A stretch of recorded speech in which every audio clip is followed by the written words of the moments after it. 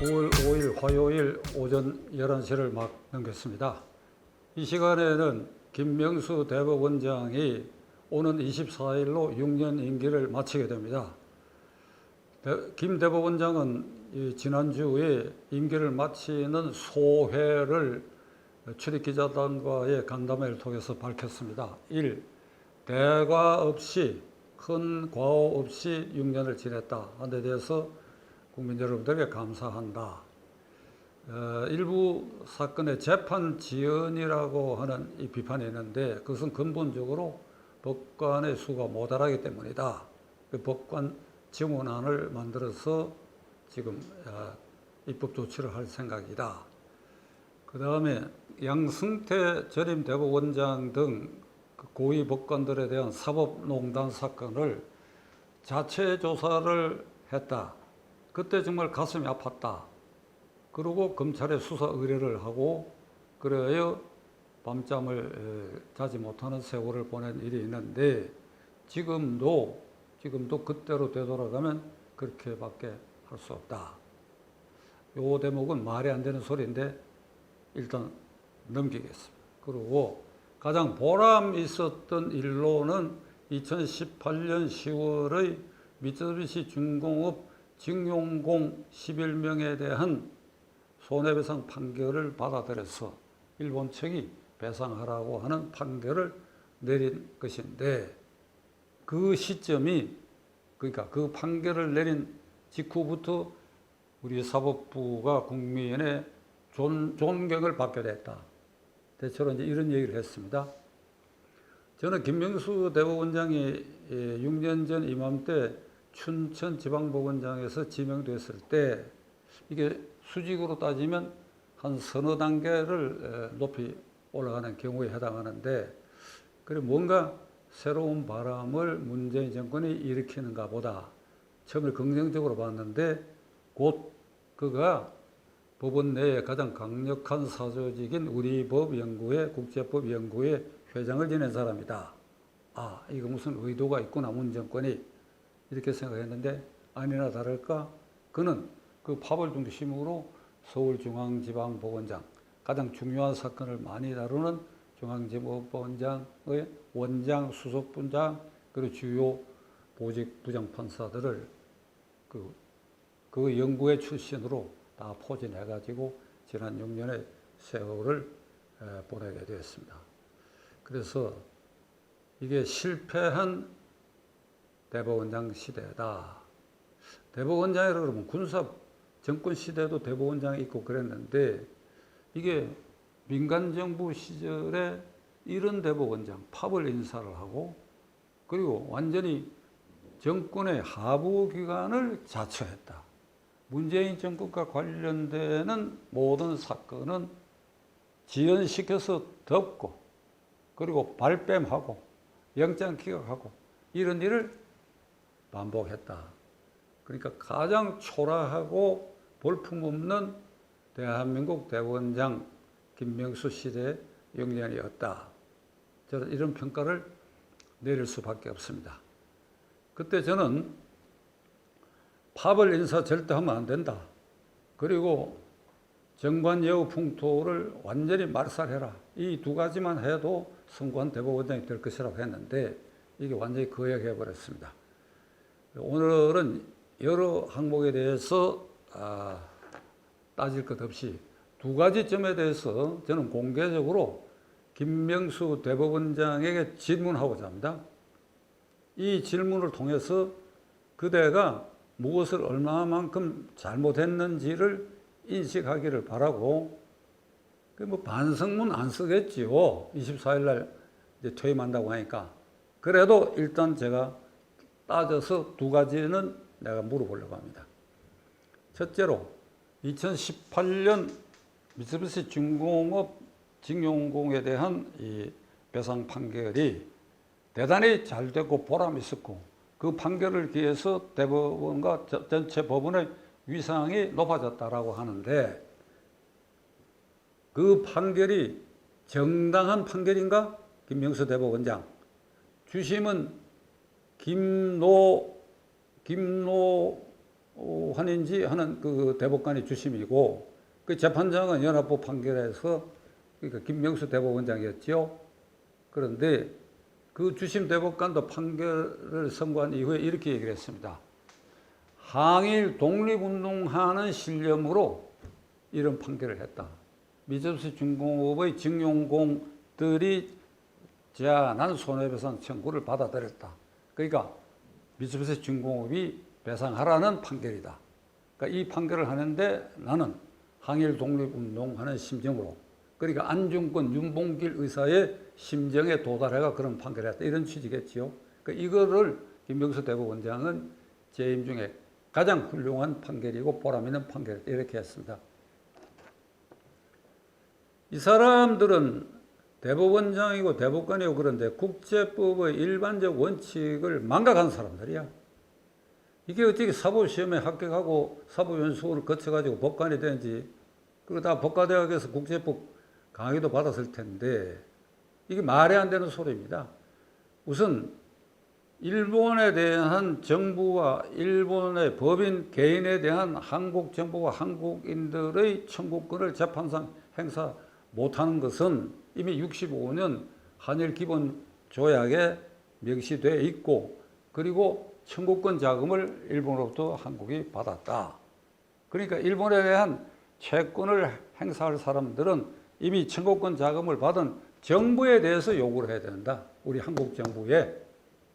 이게 한일 간의 기본 조약과 청구권 자금에 관한 조약의 근거가 그렇게 했습니다.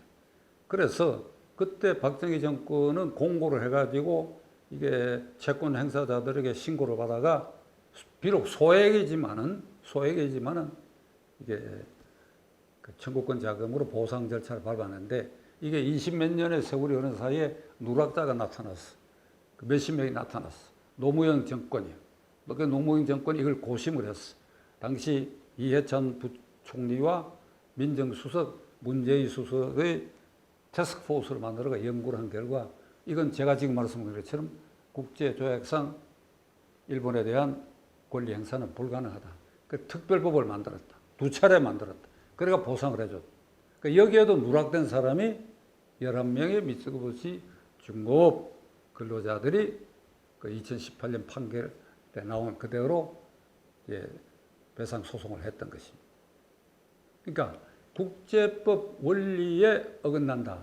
어떤 국제법이냐? 우리가 흔히 국제법이라고 그러면 국제법이라는 게 있어가 1조부터 뭐 100몇십 조까지 있는 이 국제법이 그런 국제법이 있는 게 아닙니다. 예를 들면 헌법은 우리나라 헌법은 110조의 조문의 헌법. 그 다음에 형법은 약 360조의 조문. 형사소송법 약 470조의 조문이. 민법 800조 남짓한 이런 조문. 이런 게 있어가지고 그 법에 규정된 대로 권리 의무를 행사하게 되어 있는데 국제법이 1조부터 500조, 1000조까지 있는 게 아닙니다. 국제법의 법원 근거는 조약입니다. 한일 간의 두 나라의 조약도 조약이 여러 나라가 공동으로 가입한 조약도 조약. 그러니까 다자국가 여러 나라가 가입해서 지켜야 할 조약으로 발생된 권리 의무를 이행하는 그 가장 큰 틀이 오늘 현재로서는 국제연합 헌장입니다. 유엔 헌장. 거기에 유엔에 가입한다고 하는 것은 그 헌장이라고 하는 조약의 당사자가 되는 것입니다. 지금 한 200개 국가가 그 가입하고 있죠. 그러니까 뭐 전쟁, 포로의 대우에 관한 조약을 비롯해서 기후변화 협약에 관한 조약이 있고 무수한 국제 조약이 있습니다. 이게 다 국제법입니다. 우리도 거기에 가입하고 일본도 가입하고 또 그렇게 되면 서로가 그 조약의 당사자로서 의무를 지어야 되는 것입니다. 이런 문서화된 조약 외에 관습으로 인정되는 국제법, 관습으로 인정되는데 관습법으로 인정되는 국제법이 대표적으로 외교사절의 특권에 관한 이건 조약이 아니지만 외교사절 특권에 관한 사항입니다. 그러니까 대한민국에 주둔하는 외국의 대사관, 직원, 대사, 그 외교관들은 이 대한민국 내에서 범죄 행위를 저질러도 면책됩니다. 이게 외교사절의 특권인데 이게 외교사절 특권법이 있어가 그게 전부 가입한 국가끼리만 서로를 존중하는 게 아니라 오랜 관습법, 이건 적어도 18세기 이후 19세기, 20세기를 관통하면서 관습법으로 정착된 것입니다. 좀 이 얘기가 장황해졌습니다. 자, 다시 돌아갑니다. 그러니까 65년 한일 기본조약과 청구권 자금 조약에 의해서 한국 정부나 한국인들이 일본에 대해서 개인이나 일본 정부에 대한 청구권이 이미 소멸됐다. 그러면 양당사국 간에 이거 국제법을 존중해야 된다. 국제법이란 그 조약을 말하는 것이다. 그런데 여기다 대고 이게 항일 독립운동하는 정신으로 판결을 했다. 그리고 김명수 대법원장이 가라사대 그 판결 낼 시점이 대법원의 위상이 가장 높아진 시점이었다. 이 사람들이 국제법의 멍텅구리가 아니면 이게 그냥 한일 관계에 있어서는 그냥 자다가 일어나서도 그냥 반일 죽창가 들자 그러면 민심이 따라오고 하는 이런 일부 풍토가 있지요. 이거 얘기가 좀 빗나갑니다만은 1895년 청일전쟁이 청나라가 패배한 그 시점까지 조선조가 개국되고 주원장이가 그 직전에 명나라를 세워가지고 명나라, 청나라를 이어오는 약 600년 그 사이에 우리 조선은 명나라 속국이었고 청나라 속국이었습니다. 무슨 조약에 의한 속국이 아니라 힘에 의한 속국이고 그래야 임금이 등극할 때마다 명나라 시절에는 명나라 황제, 청나라 시절에는 청나라 황제의 이게 책무를 받아야 돼. 임명장을 받아야 돼. 저기 서대문 바깥에 있었던 영어문 자리에 이게 중국 황제의 사절이 오면 거기 조선 임금이 거기 나아가 꿇어 앉아가 그 받기 전까지는 이 명나라나 청나라 입장에서는 그러니까 임금 내정자지, 임금 내정자. 그래갖고 황제 책문을 읽습니다. 너 아무개를 조선국 왕으로 임명한다. 그럼 거기 9번 이렇게 절하고 그렇게 그걸 받고 그래가지고 혹독하게 당했지요. 청나라 270년 동안에는 병자호란 이게 임진왜란보다도 더 혹독하게 당한 겁니다. 왜 당했느냐? 임금이 포로가 됐잖아요. 남한산성에 농성하다가 이런 일이 역사상 없지요. 전쟁터에 서로 사단과 사단끼리 전쟁을 하다가 이쪽 사단이 상대방 사단이 사단장을 포로로 하면 그 전투는 끝나는 거지. 마찬가지로 국가 간의 전쟁에서 임금이 포로가 됐다. 한 30만 내외의 이 인질 포로가 끌려갔다. 그 당시 인구가 약 600만 명으로 추정되는데 거의 5%가 끌려갔다. 얼마나 혹독하게 당했느냐. 그리고 총독처럼 이게 여기 원석의 같은 놈이 파견돼 가지고 별짓을 다 했다. 요게 1895년 청일전쟁에 청나라가 패배할 때까지 우리는 완전히 중국으로부터 당한 나라입니다. 혹독하게 당한 나라입니다. 임금이 꿇어 앉아가지고 항복하 혹독하게 당한 나라입니다. 그 95년 4월부터 바통을 일본이 이어받아가 그러니까 45년 8.15까지 50년을 일본에 치하했었다. 긴 시간을 따지고 혹독성을 따지면 중국이 우리에게 가한 게 그게 못지않다. 그런데도 이건 외면해버리고 일본 얘기만 나오면 막 그 50년 동안에 당한 거 이건 600년 당한 거는 뒤로 제끼고 막 자다가도 일어나잖아요. 그 대표 소서가 조국 아닙니까? 죽창가를 들자. 2018년 그 판결을 부정하거나 비난하는 자는 매국노고 친일파. 오늘 아침에 제가 조국 기준으로 말하면 완전 친일파가 되어 있는 순간입니다. 그러니까 이런 법과대학 교수 출신도 머저리 없는 그런 발언들을 하고 하는 이런 나라니까 김명수 대법원장이 태연하게 그 판결이 가장 보람이 있었다. 김명수 씨 언제쯤 정신 차릴래? 그리고 김노 무슨 대법관 요새 뭐 여기 변호사 노릇하는 모인데 당신도 언제쯤 정신 차릴래? 그리고 조국 그 판결을 비난한 자는 친일파고 매국노라 그랬지. 자네도 언제쯤 정신 차릴래? 자네. 제가 자네라고 하는 것은 제 큰 자식하고 나이가 같더라고 보니까 조국이란 자가 언제쯤 너 정신 차릴래? 너 법과대학 교수 아니야? 법과대학 시절에 지금 명예교수로 되어 있는 이상면 교수의 그 탁월한 국제법 강의를 열심히 들었다고 이상면 교수가 나한테 그러더라고. 그런 자네가 그래 그 판결에 대해서 비난하고 비판하면 매국노고 친일파야? 요게 연장선상에 조국, 그 다음에 주심 대법관 김모, 그 다음에 김명수 요 3인방이 이 판결에 대해서 계속 이렇게 펌프질 해가지고 한일 관계를 거의 완전히 외교 관계 단절 직전까지의 상태에 왔다. 잘한 일이야, 그래? 잘한 일이야? 이 얘기가 좀 장황해졌습니다만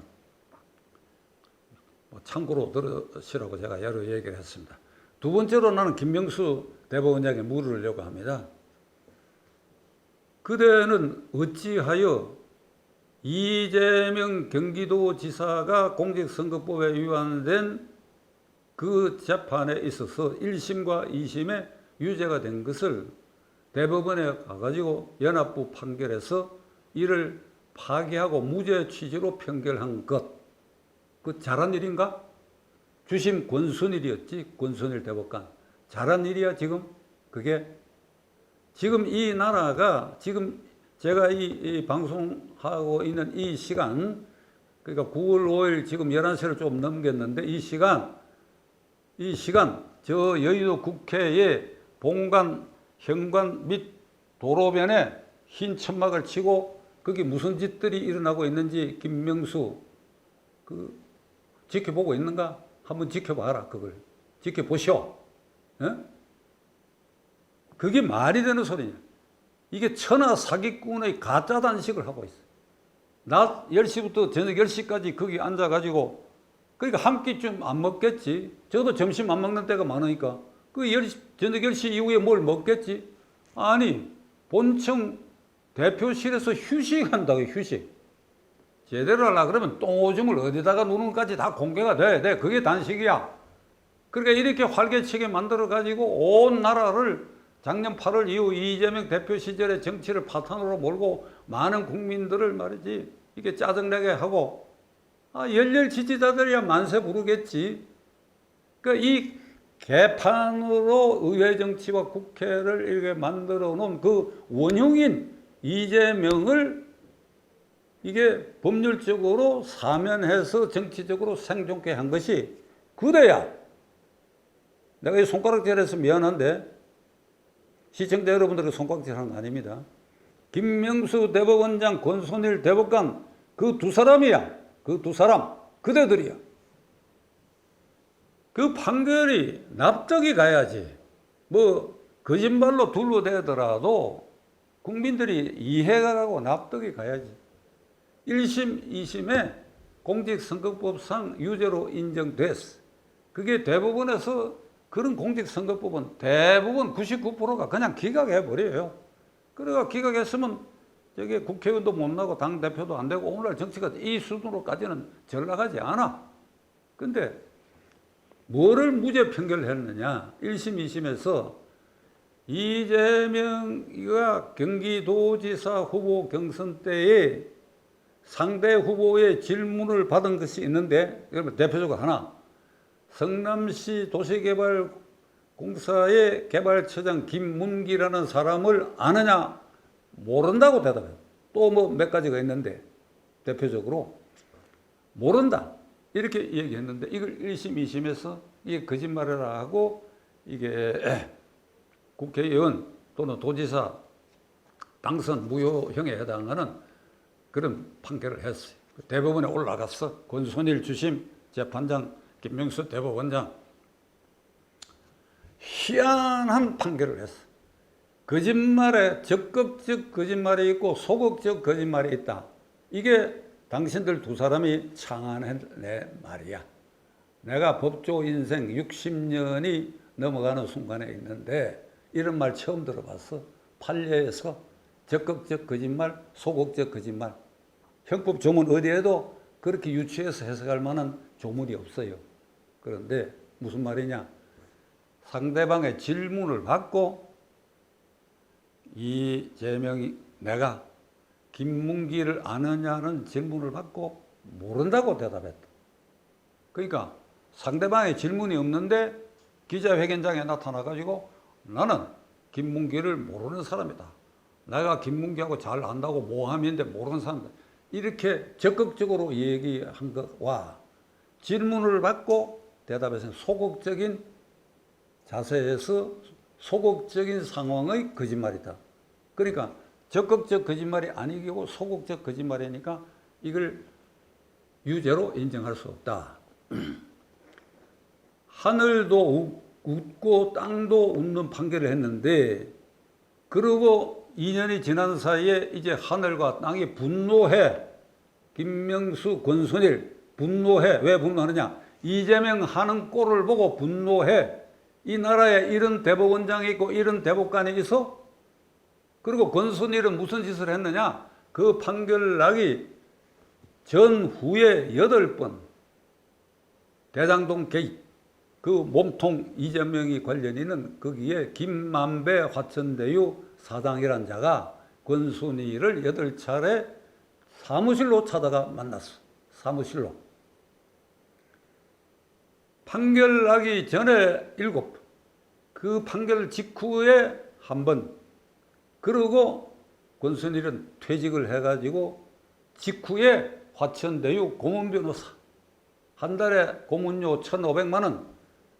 김명수 당신 잘 알 거야. 뭘 고문했는지. 고문할 게 뭐가 있어? 했다 그러면 범죄 은폐 고문을 했겠지. 자문을 해줬겠지. 하긴 1,500만 원인데 50억 클럽에도 이게 지금 수사 대상이 돼 있어. 그래. 당신이 재판장이고 그런 판결을 한 그 주심이 그 이해관계자하고 밀착이 돼 있다. 이게 뇌물이지. 바로 뇌물. 그러니까 초기에 당신이 지명됐을 때 정관료 풍토 없애라고 했지만은 이런 범죄 행위에 당신들이 직간접으로 관련하고 어떻게 보면 공범이라고 볼 수 있다고. 이게 김만배의 직간접적 유도와 회유 아래 그런 이재명을 살려내는 판결을 했다. 그게 재판장이었다. 반드시 나는 수사 대상이 되어야 된다고 생각합니다. 어때요?